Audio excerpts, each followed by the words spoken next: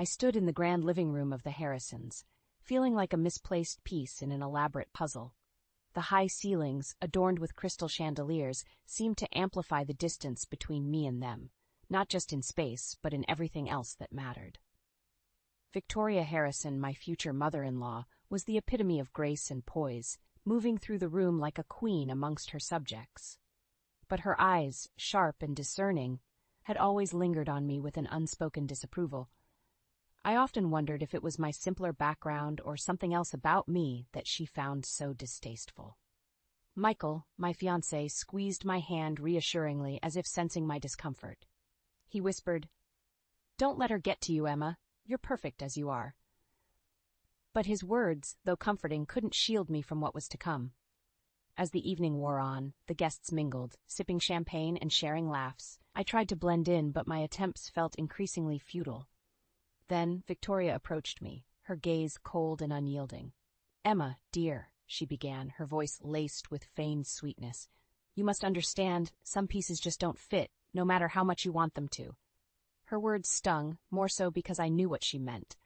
I wasn't like them, not in upbringing, wealth, or status, and in her eyes I never would be. I felt Michael's grip tighten on my hand, his jaw clenched. He had always been caught in the middle, torn between his love for me and the expectations of his family. As Victoria glided away, leaving her words hanging like a dark cloud, I realized this was just the beginning. The battle lines were drawn, and I was the unwanted soldier in a war I never wanted to fight. The engagement dinner for Charlotte, Michael's sister, was in full swing. The room buzzed with conversation and laughter, the air filled with the scent of gourmet dishes yet to be served. I tried to stay at the periphery, nursing a glass of wine, hoping to avoid any unwanted attention. Charlotte was radiant, her happiness infectious, even to me. I couldn't help but feel a pang of longing, wishing for a moment of such uncomplicated joy with Michael. But our relationship was never just ours. It was always under the scrutinizing gaze of the Harrisons. As the evening progressed, the wait for dinner seemed to stretch endlessly. To pass the time, guests mingled, moving in and out of groups. I found myself in a conversation with Thomas, Charlotte's fiancé, and another gentleman I barely knew. The topic was innocuous, something about a recent art exhibition. When the other gentleman excused himself, Thomas and I continued our chat. He was easy to talk to, and for a brief moment, I forgot the eyes that constantly judged me. That was my mistake. Victoria's sister, Eleanor, saw us. Her eyes narrowed, and before I knew it, she was off, presumably to fetch Victoria. A sense of foreboding washed over me. Victoria approached us with a practiced smile that didn't reach her eyes. "What's so amusing here?" she asked, her tone suggesting that whatever it was, it couldn't possibly be appropriate. Thomas, oblivious to the undercurrents, cheerfully shared the topic of our conversation. But I could see in Victoria's eyes that she had already made up her mind about what she thought was happening. The evening spiraled from there. Victoria whispered to Charlotte, her words like venom, spreading doubt and suspicion. She painted a picture of me as a flirt, a woman who couldn't be trusted, even suggesting that Thomas and I were sharing more than just conversation. I watched in horror as Charlotte's face fell. The joy of the evening was replaced by a cloud of mistrust. Michael tried to defend me, arguing that it was all a misunderstanding, but the damage was done. The family I had hoped to call my own now looked at me with cold eyes, judging me for a crime I hadn't committed. The label of homewrecker was thrust upon me without a trial, and I stood there, helpless, my character assassinated by the woman who should have been my future mother-in-law. The days following the engagement dinner were like navigating through a minefield. The once warm and inviting Harrison home now felt cold and hostile. Charlotte, whom I had considered a friend, avoided me, her eyes filled with hurt and suspicion. The rumor had spread like wildfire, not just within the family, but among our circle of friends. I was labeled a seductress, a woman who would stoop to any low to secure her place in the Harrison dynasty. Every polite smile, every friendly conversation I had ever had was now being reinterpreted through this malicious lens. Michael was my only solace during this storm. He stood by me, unwavering in his belief in my innocence. But even his support couldn't shield me from the glares and the whispers that followed me around. I felt isolated, a pariah in a world I had never fully been accepted into. The weight of the accusations bore down on me, crushing my spirit. I began to question myself, wondering if I had inadvertently given the wrong impression, if I was somehow at fault for this misunderstanding. Then came the message from Charlotte. She wanted to meet, just the two of us. A part of me dreaded the confrontation, but another part clung to the hope that I could somehow fix this, that I could make her see the truth. As I prepared for the meeting, I knew I had to tread carefully. Directly accusing Victoria of lying would only alienate Charlotte further. I had to be subtle, to help her see the pattern of manipulation that her mother was so adept at. The meeting was set in a quiet cafe, away from prying eyes. I arrived early, my hands shaking slightly as I clutched my coffee cup, waiting for Charlotte to arrive. This was my chance to clear my name, to salvage what was left of my relationship with Michael's family. But deep down, I knew it was about more than that. It was about reclaiming my dignity, my self-worth. As Charlotte walked in, our eyes met. Gone was the warmth we once shared, replaced by a guarded wariness. The next hour would determine much more than just the fate of our relationship. It would be a test of my strength, my resolve, and my ability to stand up against the unfounded prejudices that threatened to tear my world apart. The cafe was quaint, a stark contrast to the opulent world of the Harrisons. As Charlotte sat across from me, her fingers nervously tapping on the table, I could sense the tension emanating from her. She was torn, caught between loyalty to her family and the remnants of our friendship. "Emma," she began hesitantly, "this situation is complicated. I want to believe you, I really do. But my mom, she seemed so certain." Her words hung in the air, a testament to the influence Victoria wielded over her children. I took a deep breath, choosing my words with care. This wasn't just about clearing my name, it was about helping Charlotte see the truth. "Charlotte, I understand your position," I replied, my voice steady. "But you know me. Have I ever given you any reason to doubt my character, my intentions?" She looked down, a frown creasing her brow. "No, you haven't. But my mom, she wouldn't lie about something like this, would she?" The question was loaded, a delicate balance between truth and tact. "I think sometimes people see what they want to see," I said softly. "And maybe, just maybe, your mom saw a chance to push me away, to protect what she thinks is best for the family." Charlotte's eyes met mine, a flicker of realization dawning in them. "You think she made this up because she doesn't want you with Michael?" I nodded, gently. "I can't tell you what to believe, Charlotte, but I can ask you to consider the possibility. Has your mom ever done something like this before? Perhaps not as extreme, but something that shows her need to control?" She was silent for a moment, lost in thought. Then, slowly, she began to speak. She talked about her mother's subtle manipulations, the way she would steer conversations and opinions to suit her agenda. As she spoke, I could see the walls of denial beginning to crumble. Our conversation continued, moving from the incident at the dinner to broader reflections on family dynamics and expectations. It was a cathartic experience for both of us, a chance to air grievances and misunderstandings. As we parted ways, Charlotte's final words stayed with me. "I'll think about what you said, Emma. I'm sorry for jumping to conclusions. Maybe we need to look at things differently." Walking away from the cafe, I felt a glimmer of hope. The road ahead was still fraught with challenges, but perhaps this was the first step towards mending broken bridges. The fight for my place in Michael's life and in his family was far from over. But for the first time in a long while, I felt like I wasn't fighting alone. In the weeks that followed my meeting with Charlotte, the atmosphere in the Harrison household subtly shifted. Charlotte's demeanor towards me softened, a sign that our conversation had sparked a change. However, Victoria's coldness remained as impenetrable as ever. An opportunity to address the lies head-on presented itself unexpectedly. The Harrisons were hosting a charity event, and as Michael's fiancée, I was obligated to attend. I knew this event would be crucial. It was my chance to confront the situation without directly accusing Victoria. As guests mingled in the lavishly decorated ballroom, I found myself in a conversation with a small group that included Victoria and some of her close acquaintances. The topic of trust within families came up, a subject too apt to be a coincidence. "I believe trust is the cornerstone of any healthy family," I said, my gaze meeting Victoria's for a brief moment. Without it, we're just strangers living under the same roof.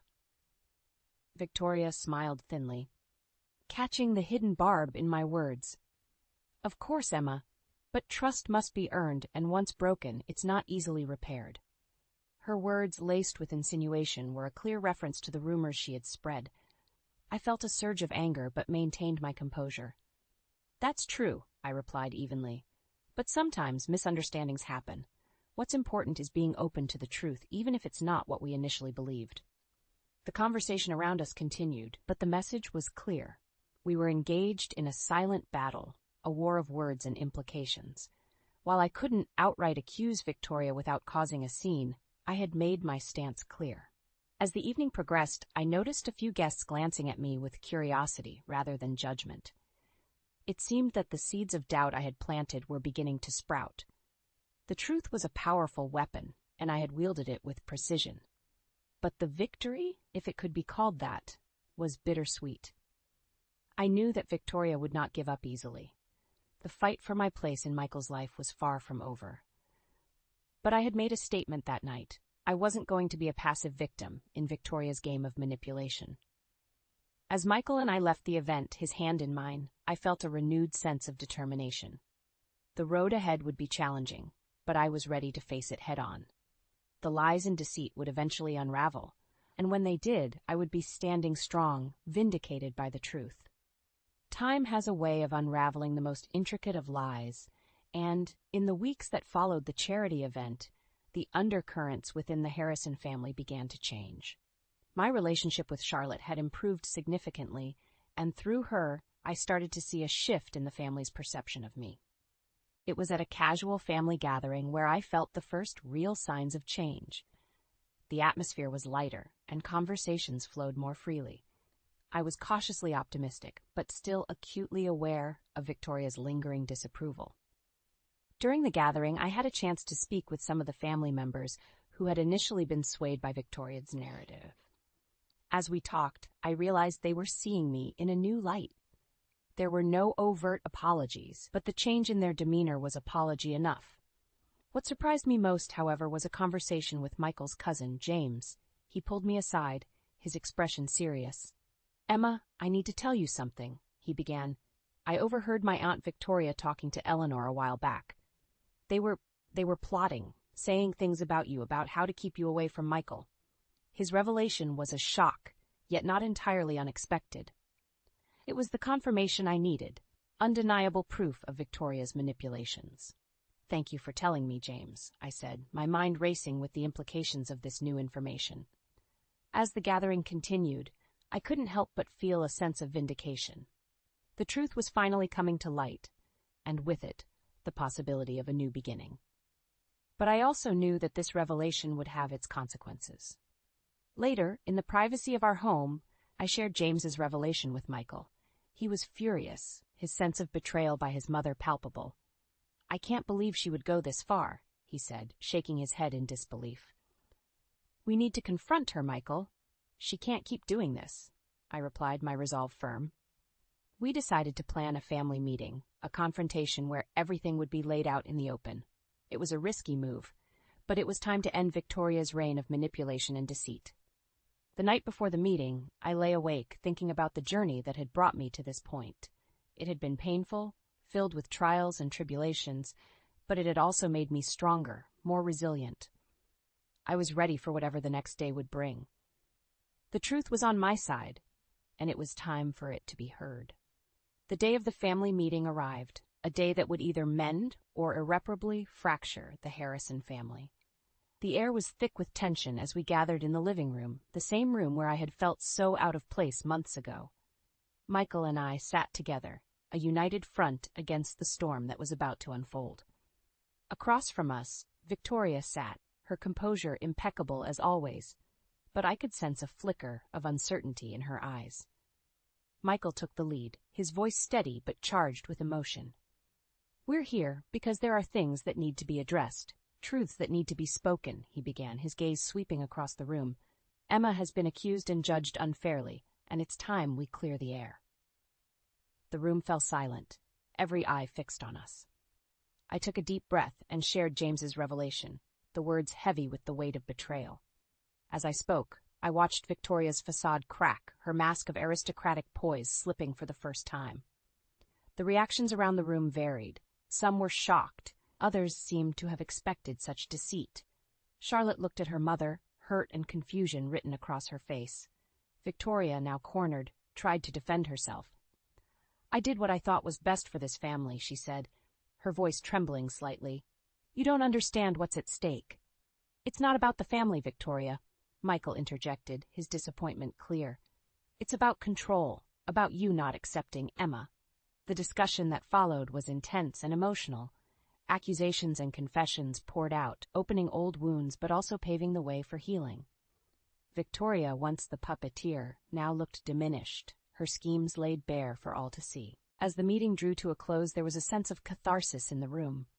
Some bridges were mended, while others remained fragile. But the most significant outcome was the shift in how I was viewed by the family. The label of homewrecker was gone, replaced by a newfound respect and acceptance. Victoria's reign of manipulation had ended, her tactics exposed and denounced. It was a triumph not just for me but for the entire family, a chance to rebuild on a foundation of truth and understanding. As Michael and I walked back to our car, he wrapped his arm around me. "I'm proud of you," he said, his words filled with love and admiration. I smiled, feeling a sense of achievement. The road ahead would still have its challenges, but for now, I had triumphed over the lies and deceit. I had reclaimed my dignity, and in doing so I had changed the dynamics of the Harrison family forever. The seasons changed, and with them, the Harrison family slowly transformed. The engagement dinner that had once been a stage for scandal now seemed like a distant memory, a dark chapter come to a close. In the warmth of the Harrison home, once more gathered for a celebration, I couldn't help but reflect on the journey that brought us to this moment. The room was filled with laughter and conversation, a stark contrast to the events that had unfolded months prior.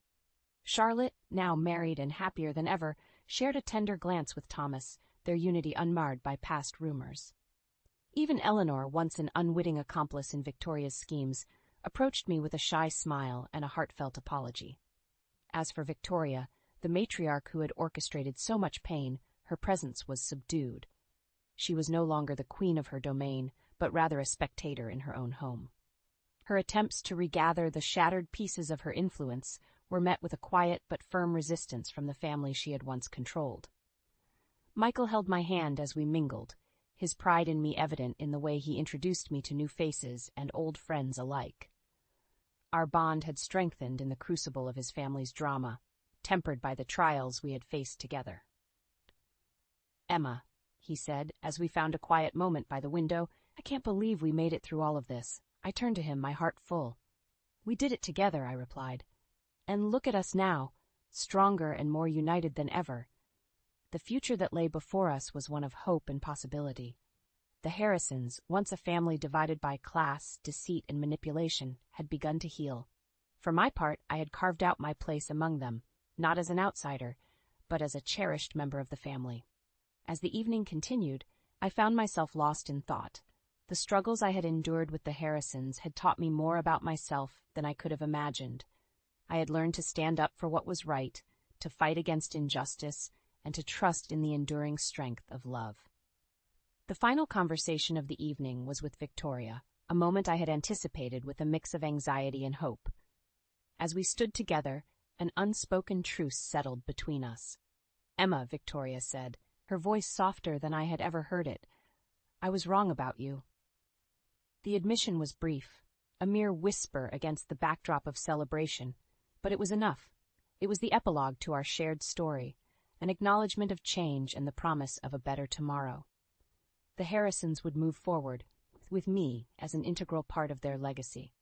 And as the last guests departed, the candles casting a soft glow on the now empty room, I realized that this was truly a new beginning, a beginning filled with respect, understanding, and most importantly, a family united, not just by blood, but by a shared journey through darkness into the light.